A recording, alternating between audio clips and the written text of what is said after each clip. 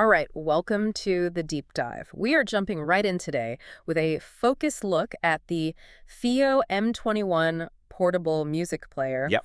We've got a great user review here, and our goal really is to break down why this device seems to punch so far above its weight for the price. Yeah, it's all about that performance versus value question.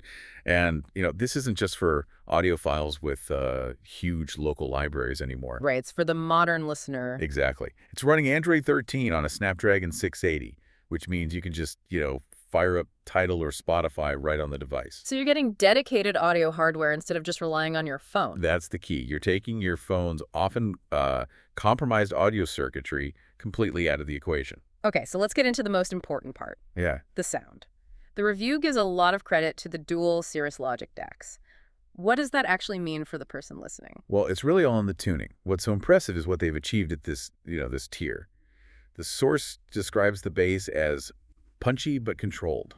Meaning it hits hard, but it doesn't get muddy. Precisely. It doesn't bleed into the mids. And then the treble is described as shiny without harshness. That's the real sign of good engineering, So you get all that detail without it becoming, fatiguing to listen to. You got it. It creates a good sense of space so the music doesn't feel flat. That sounds fantastic. But I do have to challenge one thing here. The most unique feature they talk about is this desktop mode. Mm-hmm. But it requires external power. I mean, doesn't that sort of defeat the point of a portable player? That's a fair question, but I think that mode is what makes it so uniquely versatile. It's not just about charging the device. Okay. When you plug it in, it actually reroutes power directly to the amplifier, giving it a much higher voltage swing. Ah, so it can drive more demanding headphones. Exactly. The kind of big, high-impedance studio headphones that a normal portable player would just struggle with. It turns from a walk-around player into a proper desktop hub. And the physical connections really support that hub idea, don't they? It's got... Well, everything. Single-ended, balanced outputs, USB-C. And that balanced output is so critical for a lot of listeners. Right. Can you quickly break that down? Why is that so important?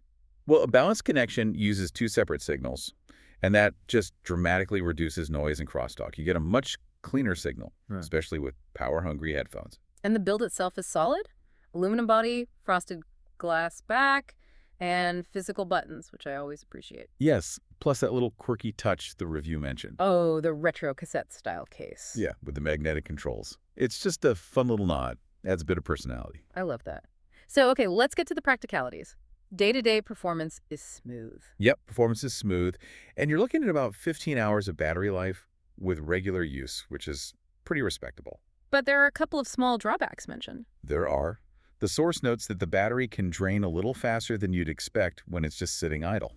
A bit of a quirk. And we have to talk about the limits at this price point. The review says it has a slightly less premium feel, and it can lose its composure at high gain.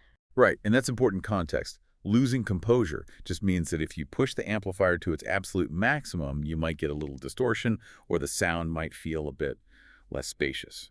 So it's not perfect at the extreme edge. Not at the absolute edge. But as the source correctly points out, that's an expected trade-off in this tier. Yeah. You are getting, 90% of a top-tier experience for a fraction of the price. So to sum it all up, the Fiio M21 is really this amazing convergence of great hardware, modern streaming, and just incredible versatility for the money. That was your deep dive. And this leaves you with a really interesting question to consider. How much does having this dedicated high-power hardware like the specific tuning of these DACs plus that desktop mode really elevate your listening experience compared to just using a flagship smartphone? Yeah. Think about whether that added layer of hardware control creates a difference that you can truly hear.